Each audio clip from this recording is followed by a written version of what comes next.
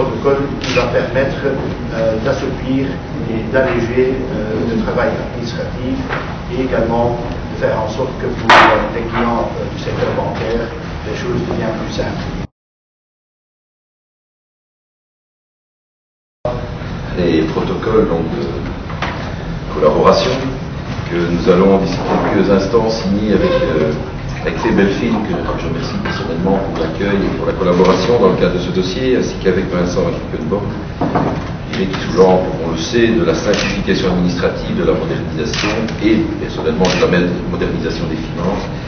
C'est, je dirais, défendre et faire en sorte que les dossiers puissent avancer, et je l'en remercie personnellement. Donc en fait, effectivement, il y a quand même une évolution très marquante ici.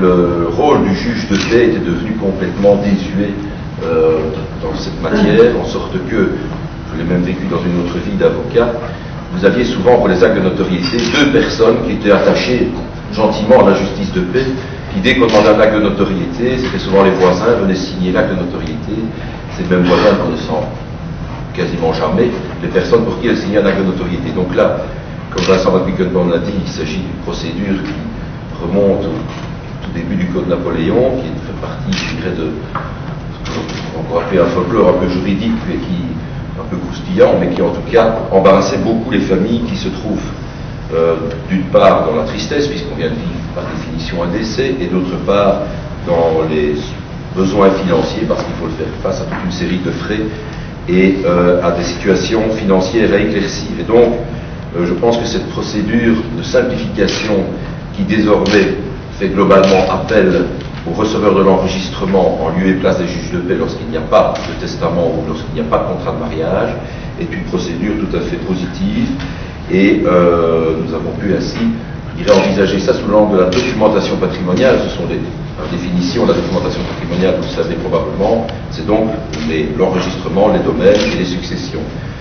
Et c'était évidemment les bureaux ou la branche de la fonction publique de finance la plus indiquée pour s'occuper, par définition, de ce genre de problèmes ou de difficultés.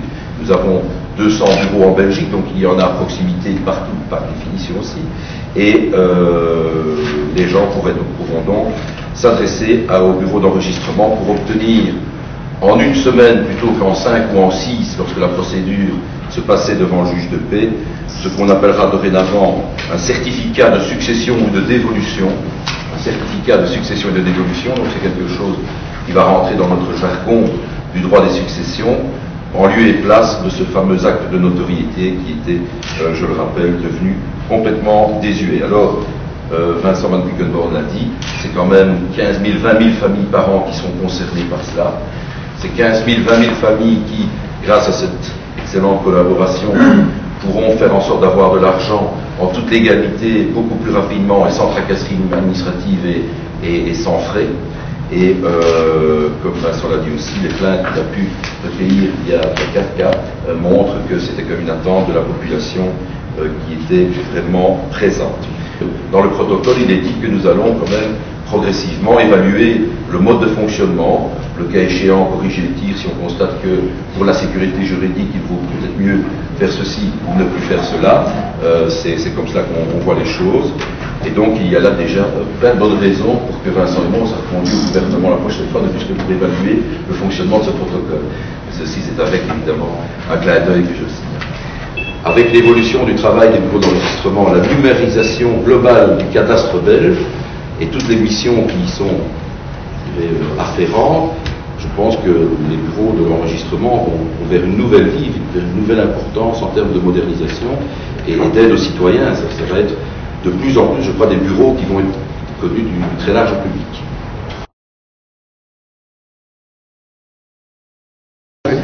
Écoutez, on a bien collaboré avec Hervé comme toujours, les deux secrétaires d'État qui sont encore là depuis 2003, donc ils sont un peu les vieillards des secrétariats d'État. Donc on a signé un protocole avec les banques pour simplifier la vie des familles, parce qu'avant ils devaient se présenter auprès des juges de paix, procédure qui prenait quand même 4 à 6 semaines, procédure de 40 à 50 euros.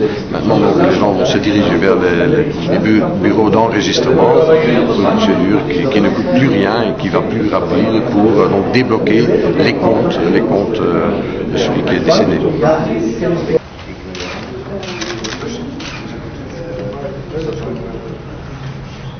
Vous regardez?